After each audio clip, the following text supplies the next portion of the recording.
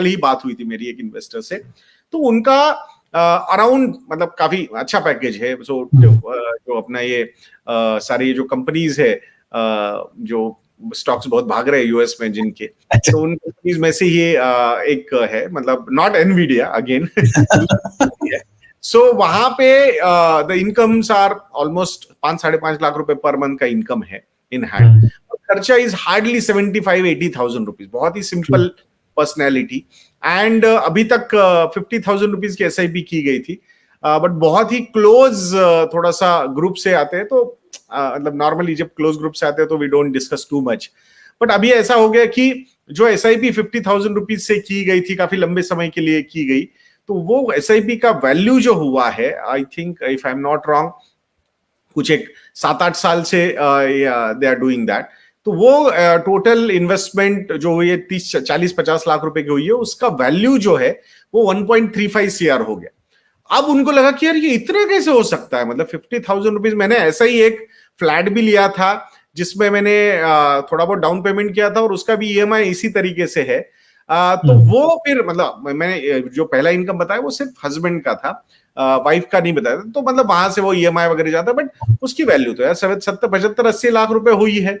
और तो ये इतना कैसे बढ़ गया, मतलब ये ऐसा सही में हो सकता है कि उनको यकीन ही नहीं हो रहा था कि वो चीज का।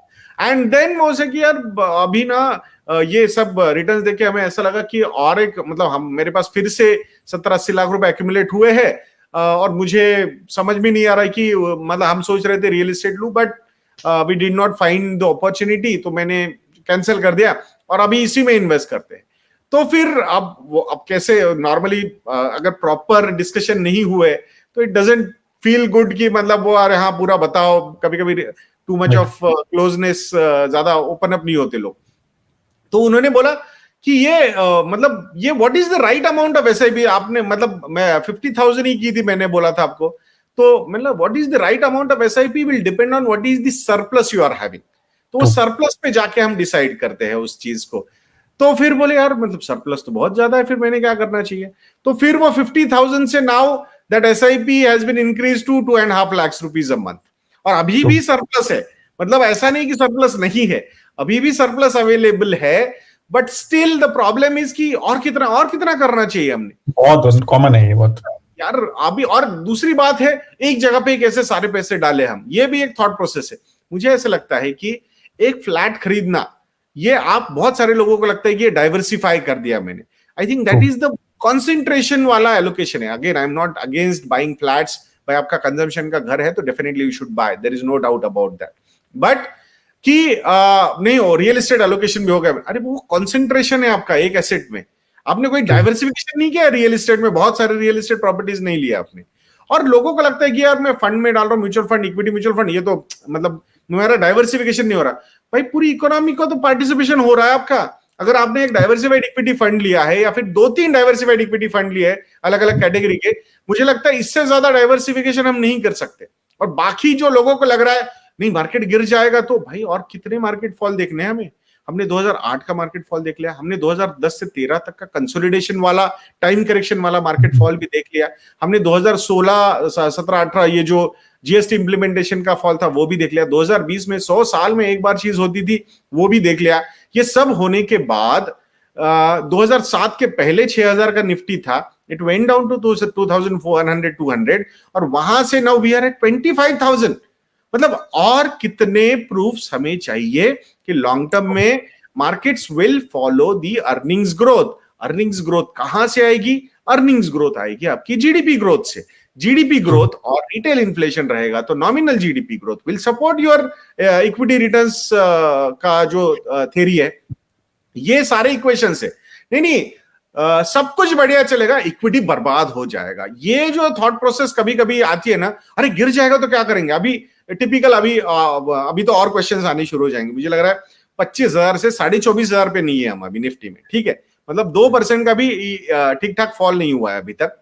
और अगर 2-3% अब ये ऐसे ग्लोबल मार्केट्स रहे तो उसका इम्पैक्ट इंडियन मार्केट्स पे रहेगा, उसको हम डिनाई नहीं कर सकते। फिर इमीडिएटली अभी मैंने आज वो मतलब कल्प्रिट्स हमारे जैसे लोग भी है कि वो स्टॉक मार्केट क्यों गिरा, आज लोगों को सुनना होता है, हम क्वालिटेटिव वे से बताते हैं, लोगों को लगता है अरे अंकल क्या कर रहे हो, ये होने के बाद क्या बताते हो। अब भाई माफ कर दो, मतलब हम वही है, मतलब हम उसको फंडामेंटल लॉजिक्स उसके पीछे के समझा रहे हैं, या फिर मार्केट किन फंडामेंटल रीजंस को डिस्काउंट करने की कोशिश कर रहा है, ये बताने की कोशिश हम यहाँ पे कर रहे हैं। अब जैसे ही थोड़ा और भी गिर जाएगा ना, लोग बोलेंगे अरे यार प्रॉफिट बुक कर लेना चाहिए था, हमने ना निकाल लेना चाहिए था। भाई कितना निकालोगे? एक अंकल को मैं तो सर फोड़ के परेशान हो गया था, मैं एक मतलब पोर्टफोलियो नहीं है अपने पास, बट हमेशा परिवार प्रॉफिट बुक करना चाहिए, तुम प्रॉफिट बुक करने के बारे में कभी बोलते ही नहीं हो। बोले अरे अंकल क्या करोगे प्रॉफिट बुक करके? मतलब कितना पोर्टफोलियो? मेरे 2 करोड़ का पोर्टफोलियो। मतलब कितना प्रॉफिट बुक करना है यार? वो मतलब जो भी 20-25 लाख रुपए अगर मैं कर लूं तो अच्छा है ना। मतलब 20-25 लाख रुपए निकाल लिया, चलो 2 करोड़ में से 20 लाख रुपए निकाल लिया, बचा कितना? 180, और 20 निकाल लिया, मार्केट 10% गिरा तो क्या होगा? हाँ मार्केट फिर तो मैं बोला 180 का 18 लाख से गिर जाएगा वो। हाँ वो तो कितना बचा लिया आपने? तो अरे हाँ मैंने तो 2 लाख ही, मतलब 2 लाख का ही, मतलब वो भी मतलब बहुत, और उसमें भी टैक्स भरना है, ऐसा नहीं कि उसमें टैक्स नहीं भरना है। हाँ, एंड देन राह देखनी है कि कब होगा करेक्ट, सो वो राह देखते बैठेंगे। हाँ, मतलब अभी कल एक इन्वेस्टर के साथ जब डिस्कशन हो रहे थे तो उन्होंने वही बोला, मैं हर फॉल पे थोड़ा इन्वेस्ट करता हूं, जैसे कि अभी जो 1-2 इवेंट हुए, 2-4 जून को रिजल्ट के बाद थोड़ा फॉल हुआ, या फिर बाद में बजट के बाद थोड़ा फॉल हुआ, तो आई बॉट इट। और मैं बोला इलेक्शन के टाइम पे जो फॉल हुआ था तब और लिक्विडिटी थी आपके पास? हाँ लिक्विडिटी तो थी, हाँ, बट मैंने फिर वो क्या किया, वो लिक्विडिटी को मैंने बजट के फॉल के बाद मतलब एक्विजिशन किया।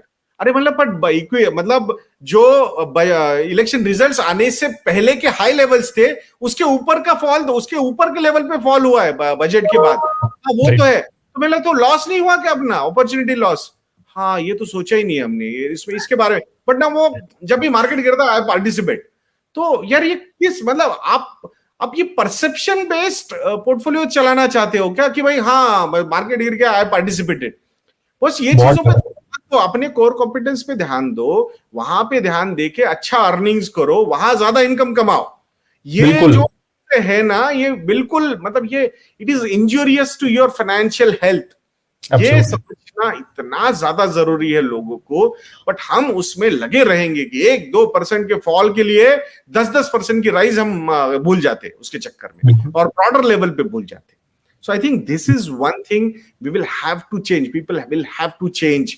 तो और ये कब हो सकती है? जब आप एक प्रोडक्ट ओरिएंटेड अप्रोच या मार्केट लेवल ओरिएंटेड अप्रोच छोड़ दोगे और एक process oriented approach of financial planning उसको एक्सेप्ट करोगे, तो then all these things will go away. So ये जितनी जल्दी आप स्टार्ट करोगे उतना अच्छा होगा आपके ओवरऑल पोर्टफोलियो के लिए।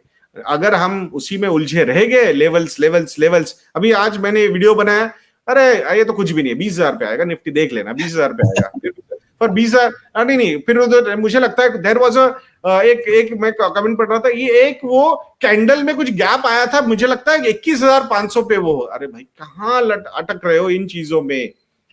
मतलब ये एक मेरा एक दोस्त काफी क्लोज फ्रेंड टेक्निकल एनालिस्ट है, तो मतलब ये अलग ही इंडस्ट्री है ये, सच में बोलता हूँ।